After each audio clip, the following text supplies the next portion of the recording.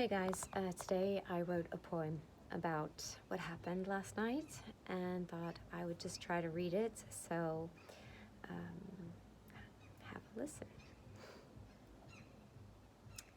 Pride 2022. Yesterday, as I walked around Oslo during Pride, I felt peaceful and happy among my tribe. I didn't sense judgment nor feel afraid because most people there were allies or gay.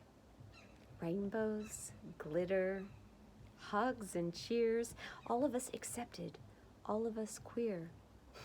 We celebrated, we danced, we stood out proud because we weren't misfits in this kind of crowd. Never in my life have I felt this safe. So many people, all of us the same, with journeys of bravery, coming out with distress, wondering if our loved ones would still accept us. Later in the day, many braved the mass. Marit spoke. In solidarity, we sat. Then we took the sacraments blessed by a lesbian, placed in her hand by a gorgeous trans woman. Many of us were touched. It was moving and sacred, being in a cathedral with our souls exposed and naked, not hiding behind a hetero facade, pretending to be different to please a God.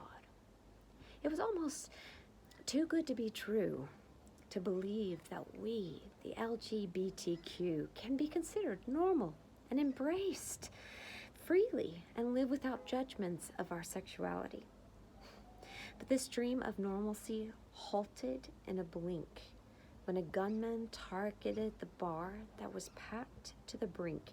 It's known as the gayest place in town, and we were all there just hanging around. Mart and I decided to leave as it was getting too crowded to breathe.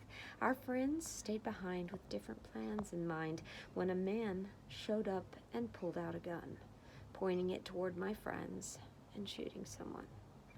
It hit the man on the left and the guy on the right, but my friend Henning fled for his life.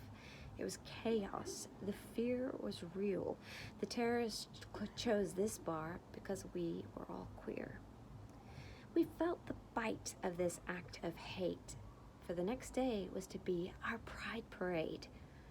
Now, it wasn't safe to walk boldly and proud. Everything was canceled. There couldn't be crowds. He won. The terrorist triumphed.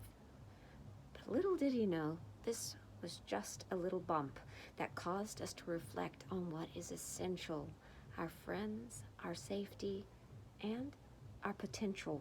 We are still hated. It's sad, but true, and it shouldn't be the case. But what are we to do? This year, we ended up gathering in groups. We hugged, we talked, and we were a bit subdued. We vulnerably sat with our hearts on our sleeves, not hiding behind masks or trying to please, because all of us there were connected by grief, evaluating the costs of being LGBT.